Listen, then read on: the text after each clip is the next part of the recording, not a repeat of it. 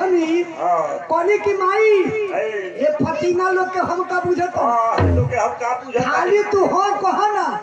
आ जब बेकरार रूप हनुमान जी बनौनी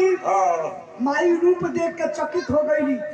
वही जब माई हनुमान जी के आशीर्वाद देली कि अष्ट सिद्धि नवनिधि के दाता अष्ट सिद्धि नवनिधि के दाता असवरदीन जानकी माता 8 गो सिद्धि 9 गो निधि प्रदान कैली आ कहली कि जा बाबू वज्र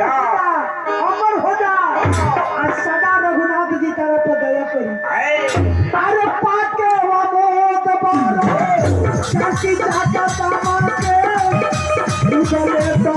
प्रभु फल जीव सब मनता के